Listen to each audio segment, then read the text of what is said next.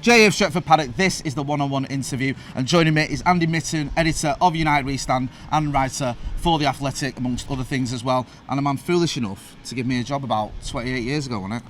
I did. You sold United We Stand outside Old Trafford and learned your way. Yes, and, I did. Yeah, we've had better sellers, and we've had one or two worse sellers than you as well. But I hope you enjoyed it looking back, because I think the lads who sell the mag, they use the money to watch Manchester United, and I think it's important to be there in real life at games, to be on the streets, and I hope you enjoyed it when you did it. It can be enjoyable when you're selling the mag. I wouldn't say that February when it's raining or freezing cold outside Old Trafford. But we've done it for a long, long time now. I used to be where the old megastore was, remember, on the bridge? Yeah. That was my little patch, and I did enjoy it, and paid for a couple of trips to Wembley. We're just here in Perth. We've just heard from Erik Ten Hag. How many pre-season tours is this you've done now? Did my first tour in '91, Norway. Travelled around with lads whose travel tickets may not have been entirely legitimate. So that was an eye-opener. Stopped in a town called Mulder, watched United play. That was in '92 on a pitch with grass all around it, and years later Ole Gunnar Solskjaer had come out of there and Mulder had become a Champions League team. So done it for a long, long time. Travelled around the world really because of Manchester United. I think I've seen United play in 44, 45 countries and been fortunate to do that. Was it on the pre-season that you interviewed Fergie? Was that your... That was '92, yeah. And, I'll give you an exclusive one-on-one. Just come to the team hotel, turned up and recorded it on a big red tape-to-tape ghetto blaster. And then after an hour, told them I had to go because my mates were waiting for me. And I look back and think, what an idiot! What a complete idiot! And even the questions, what an idiot! I've got to go because my mates are waiting. All right, well, I'm just happy to talk to you all day long. So. Sometimes careers work in the wrong way around. Cut it short an interview with Sir Alex Ferguson because your mates are waiting for you. I hope these are good mates. I hope they repaid you. Just looking at this tour, Andy, obviously you've been here, you've done tours before. There seems to be a lot of positivity. We've had, so far, at the time of recording this, 3 wins out of 3.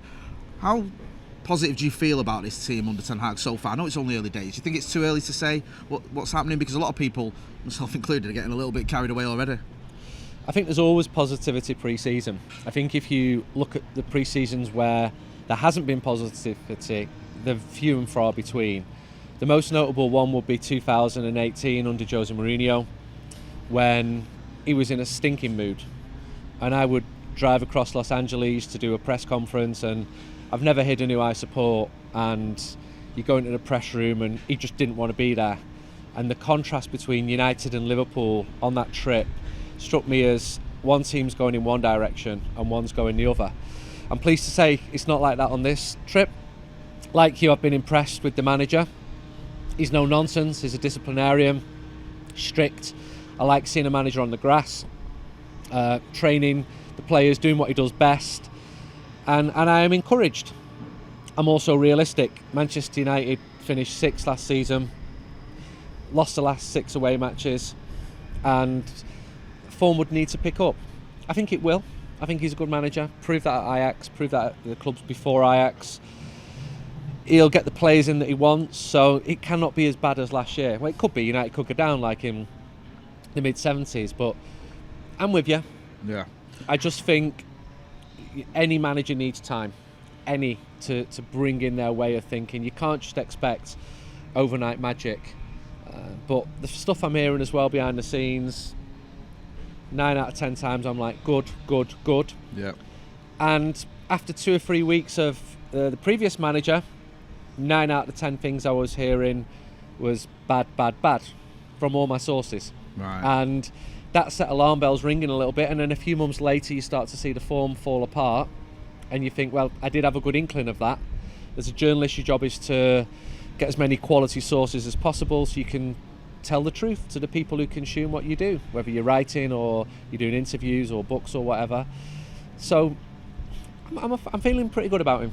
Big thanks to Manscaped for sponsoring this tour and our videos. Have you ever been in that situation where you're away, you're out by the pool, you're sunning it up, and you look down and you realise that your nether regions aren't looking like the bush should look? They're looking a bit ungroomed, shall we say. Well, don't worry, Manscaped, trademarked, have got you covered. They have got the crop preserver, the crop toner, they've got the anti-chafing boxers, but most importantly, or equally as important, you could say, they've got the Lawnmower 4.0 with the anti-nick technology. So you don't have to worry about all those cuts and nicks and all that jazz. You can groom yourself. It's also got the multifunctional on-off switch. It's got the LED light technology. It's got everything.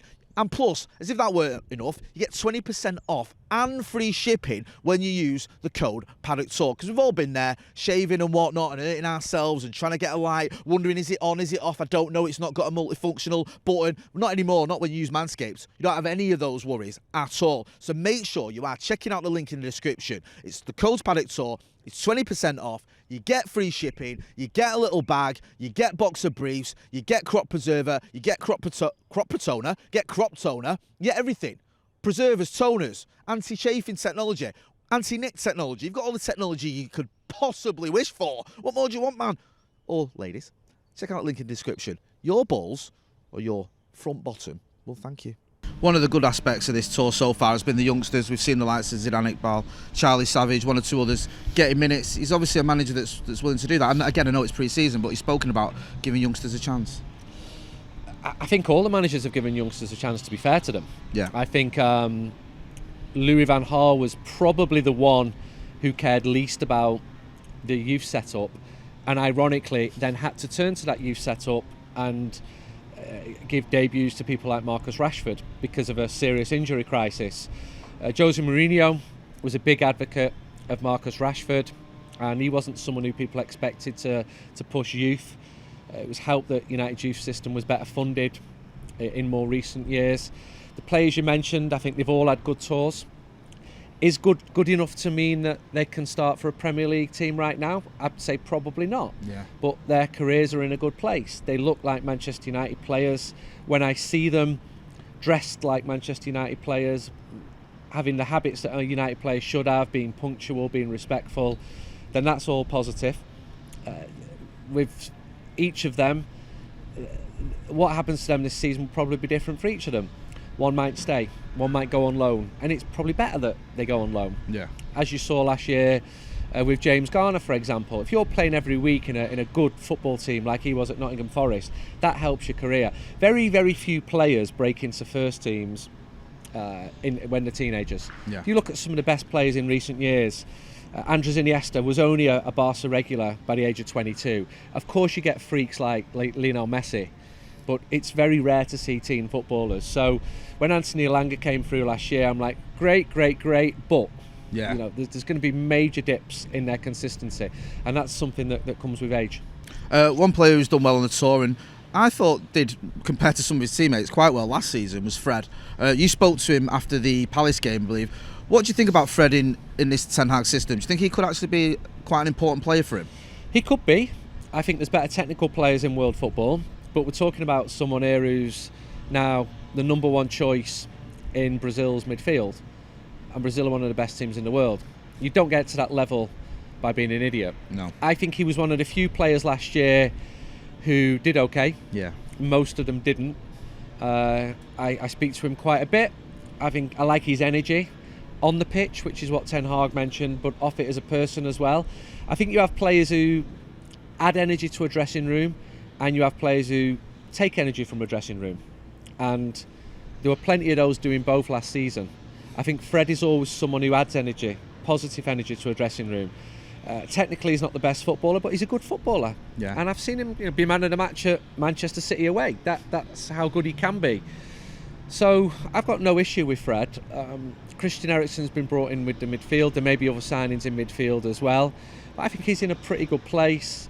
Looking forward to the World Cup finals, and I had a good chat with him. Normally when I speak to him, because I've never heard him speak English, I would ask him questions in Spanish, and he'd reply in Spanish, and his quotes are all right. Now he replies to me in Portuguese, which is his mother tongue, so he's much more expressive when he's talking, and I think he's happy with his lot at the moment. But he knows that United were poor last season and have got to improve. There's a lot to like about Fred because, like, we see him getting stuck in as well when it kicks off.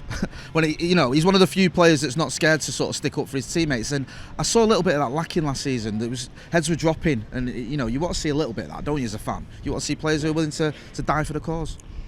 He's from Belo Horizonte. He's not going to turn the other cheek.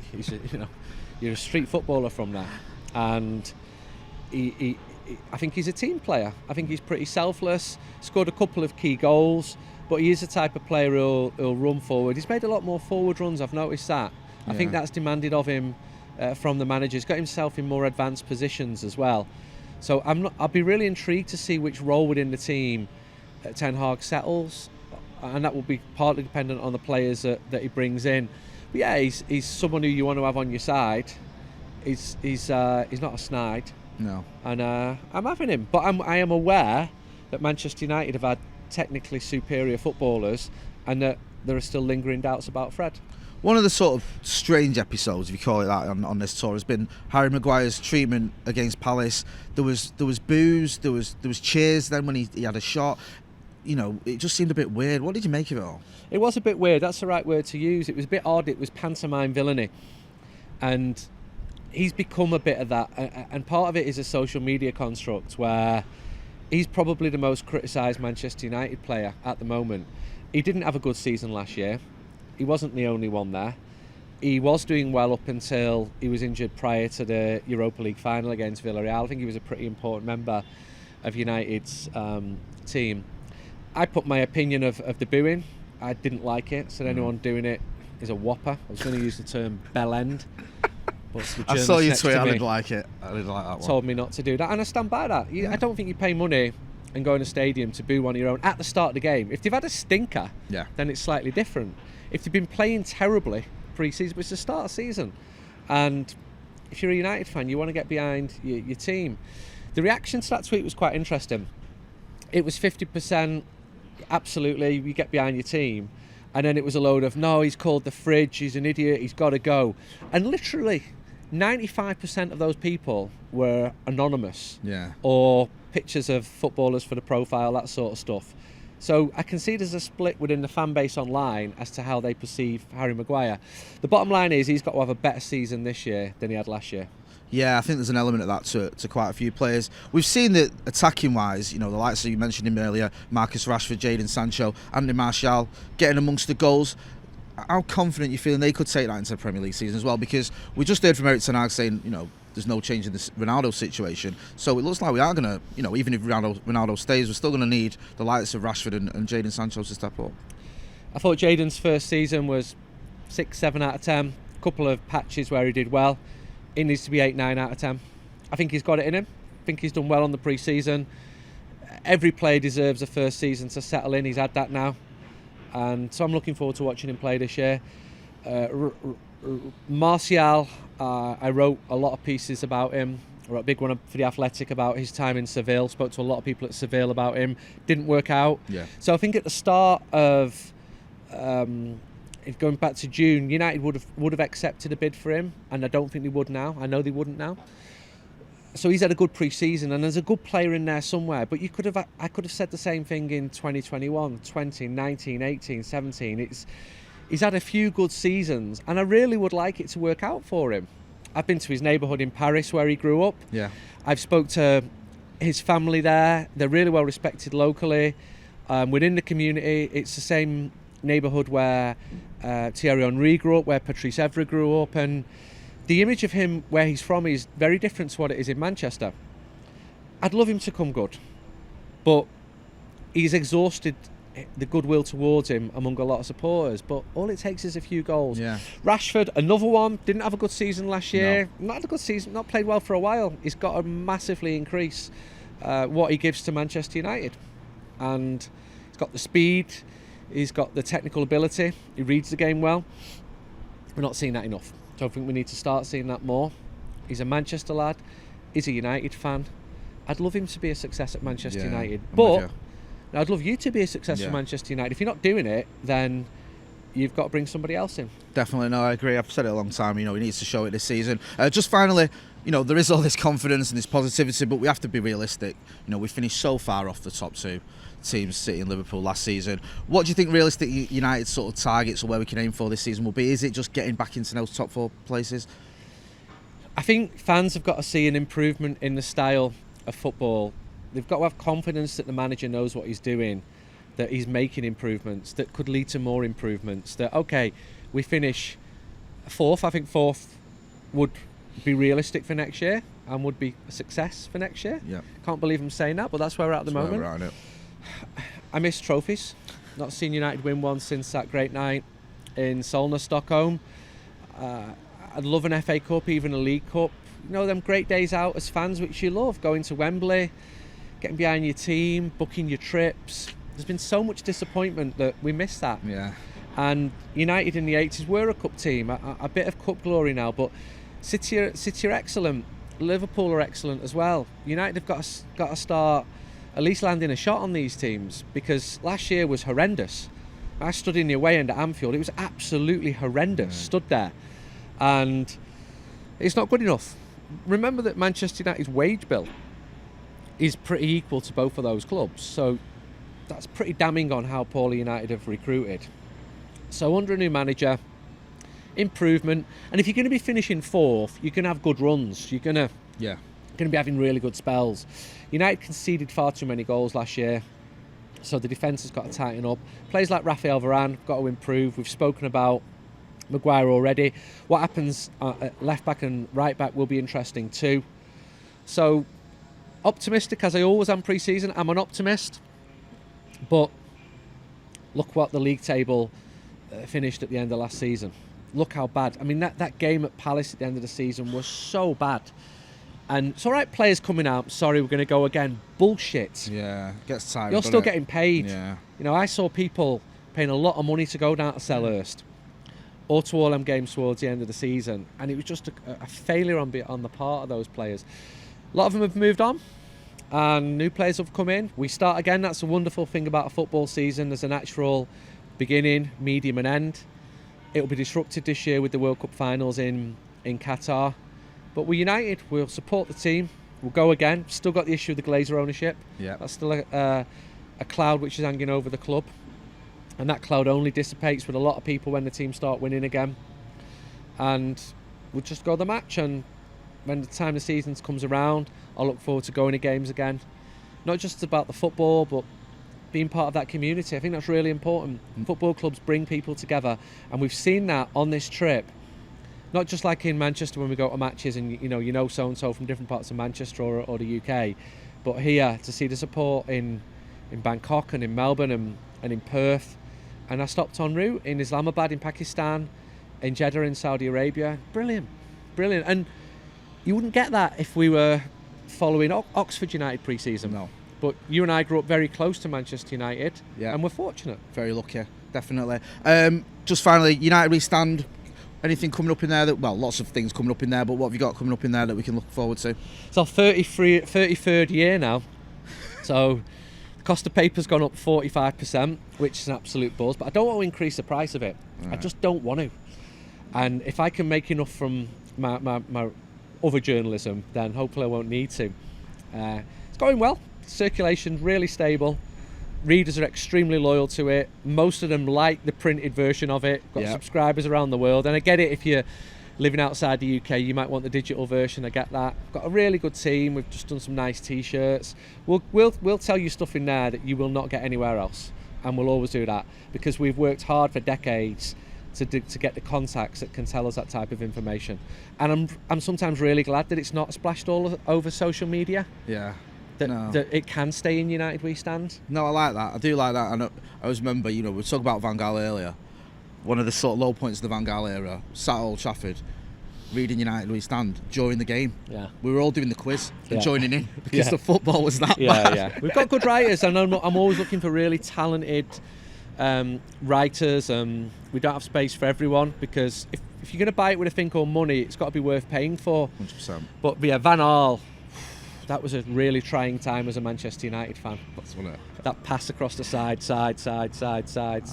and yet I knew what was going on behind the scenes there. Because as a journalist, you need to know what's going on behind the scenes. And like, he's frustrated with this and that and this and that, and I'm like, yeah, he might be, but we're frustrated with this and that and this and that. It ended in tears, unfortunately. Yeah. But he did win the FA Cup. Settle for that next season, the FA Yeah. Cup win, definitely. Make sure you go and check out Andy's writing in United We Stand, and all the other writers, of course. There's a link in the description, or if you're going to be at the games as well, you'll be able to buy the paper version. This has been the one-on-one interview with Andy Mitten, and me, Jay Motty. Thanks for watching.